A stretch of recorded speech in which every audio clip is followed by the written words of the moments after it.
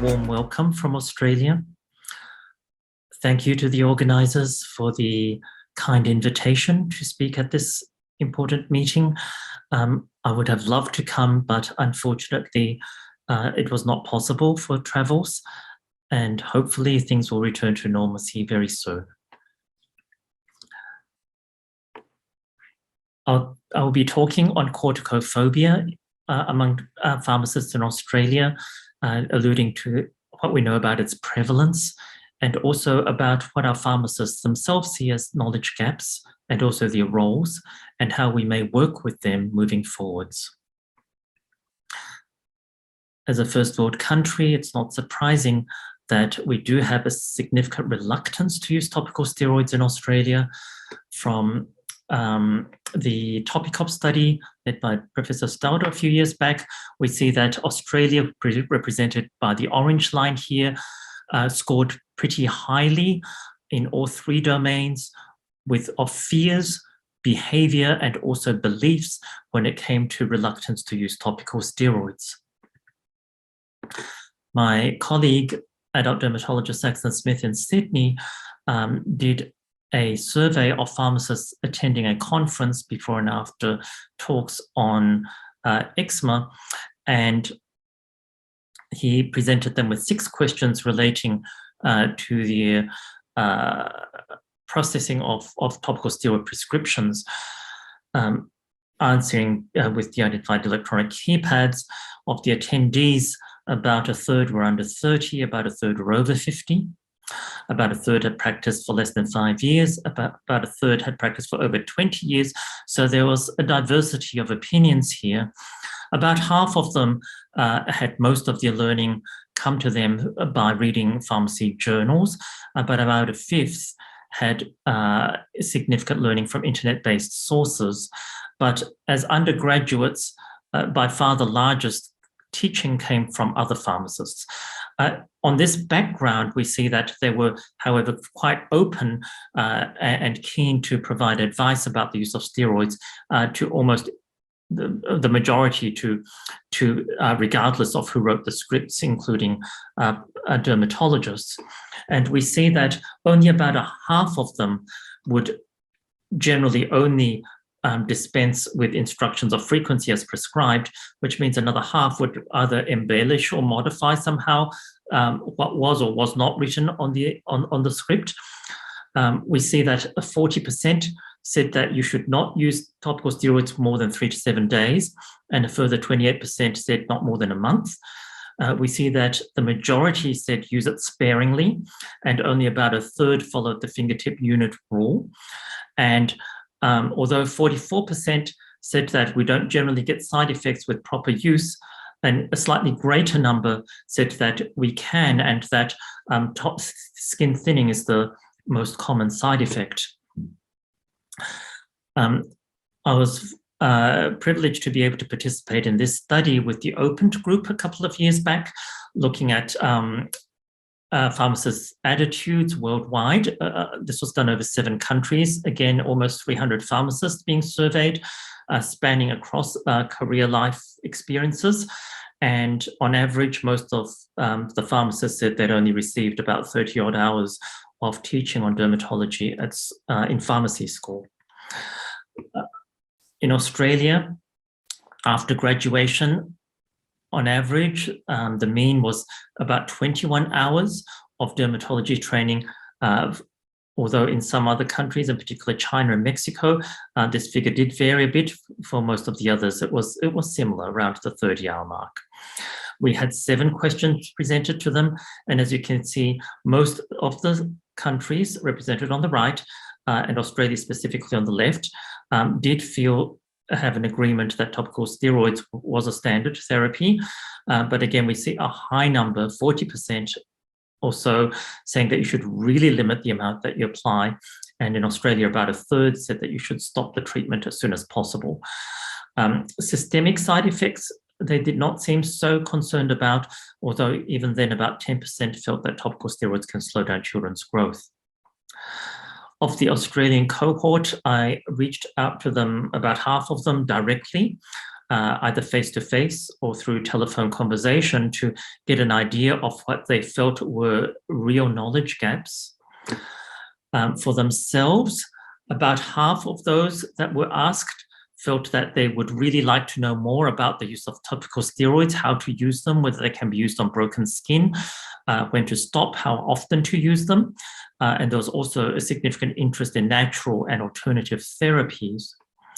Notwithstanding that almost half of them felt they needed to know more about topical steroids, we see that, and this is the global figure, which is similar to the Australian ones, about 80% felt that they more or less knew enough about atopic dermatitis, and about 90% felt they were capable of informing customers about atopic dermatitis therapies. So there is an awareness that they may not have all the facts and would like to learn more, but at a practical level, life continues. So they still felt confident that they were doing relatively fine. Now, with regards to their assistants, there wasn't really that much concern about them needing to know much about topical steroids. The assistants are the ones on the floor who spend the most time with the customers. They did feel that they did need to know significantly more about moisturizers in order to advise appropriately, as well as the natural and alternative therapies. We know that the public do have interest in topical steroids and moisturizers, as well as what options there are to the use of, to the treatment of eczema. Interestingly, even though the pharmacists did identify topical steroids and natural therapies as important areas that the public needs to know more about, not many actually mentioned that they needed to learn more about moisturizers. And this sort of took me back a bit, because I think Australians generally underuse moisturizers quite significantly. We have a reluctance to use products. Somehow I think we feel that we're rather tough here. So for example, last few weeks, we're very cold weather-wise now. I've had patients coming in wearing shorts and thongs. So there's a certain indestructibility in our national mindset. But it's interesting they didn't feel they needed to know as much. So on top of this, we have other phenomena which is making it more complicated for education. And this is something that the pharmacists did not specifically mention, but I know a lot of my patients are mentioning and struggling with this. In fact, we had two news reports on Channel 7 News recently about this. This is one of our major news channels about steroid withdrawal. And as I'm sure many of you also are finding, we have a lot of patients' self-diagnoses, and many of these are not based on anything meaningful. And so we're getting a lot of people just not using treatment. So this is a further level that we have to grapple with. But before going on strategies of how we collaborate, I just wanted to mention another phenomenon that we're seeing, which is the actual changing role of pharmacists in the Australian society.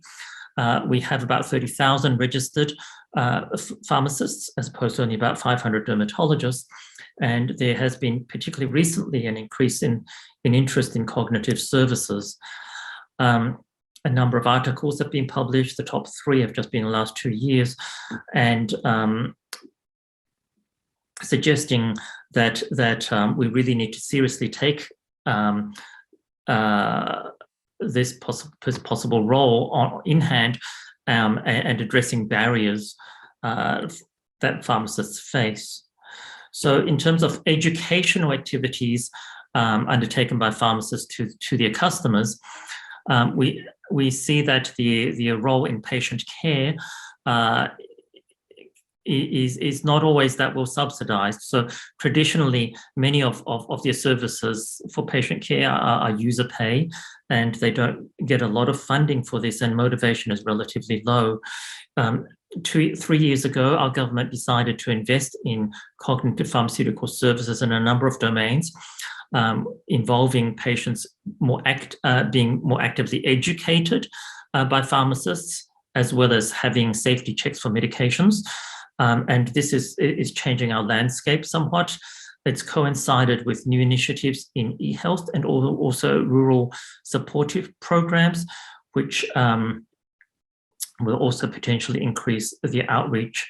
So I think getting the education right now is actually very important, so that we do get we can ride the wave in spreading correct information to the community, as well as avoiding the spread of misinformation. But pharmacists do have a lot of other activities that they have to deal with, so they're very time poor. And this is a problem that they face. So this is a Dutch study. Many pharmacists did identify a lot of educational type activities high on the list of things that they would like to do. And what is interesting, against the same Dutch study, they showed that even though some pharmacists do spend more time than others, as reflected in the chart on the left, so the grey line, for example, represents those that spend the most on cognitive pharmaceutical services. If you look at what they would like to do, a lot of the ones that don't spend that much time actually do really want to spend more time educating patients. So the potential for desire is there, and interaction, and opportunity for them to speak to more people is certainly greater than for most physicians. So balancing their motivations, professional, financial, and contractual, are important things that we'll have to do in the years coming, so that we can help pharmacists not only be equipped with the right information, but to have the appropriate organizational environment to allow them to do their job properly. So I think here we're focusing on the educational part, which is absolutely key. But at the same time, I think how we as a society, perhaps not just as healthcare professionals, can help facilitate the organizational arrangements so that they can actually do these things properly, and not in a kind of a random way, I think is going to be critical. Otherwise, what's happening now is, I think it's really, I found it very difficult to engage with many pharmacists at the basic education level, mainly because they're so time short and torn apart by different commitments. So moving forwards, we're working now with a number of the bodies, particularly the Pharmaceutical Society of Australia, which relates to membership. We have different organizations, and they don't always see eye to eye, but this one does do a lot of education, also looking at working with our universities to try to enhance the training. As you can see, professional development in atopic dermatitis is very thin. This is from the last 2 or 3 years. There's been very, very little material that's been produced, and it's hard to know how many pharmacists actually engage with that bit of material. We do know that there are also less high quality material around, for example, even articles on certain things which are sponsored and not always balanced in output. So having some more rigorous attention paid to this, I think, is going to be very important. So my friend Saxon did show that lectures can be very helpful in changing outcomes. He did not look at long-term in practice outcomes, but certainly after the lecture, many pharmacists did learn more about what specialists consider to be appropriate use of topical steroids. This next month, we'll be presenting a poster with our JAD International survey results, and we hope to do a face-to-face meeting to discuss these points with pharmacists later in this year as well, with the support of the Fondation. So we're very grateful for that. And also looking at making some educational materials. I'm very sad that I cannot be in attendance to hear about the POP program. From what I've heard, it seems amazingly creative and effective, and hopefully we at the other side of the world can also benefit from these developments. Thank you very much for your attention and once again for this opportunity to speak.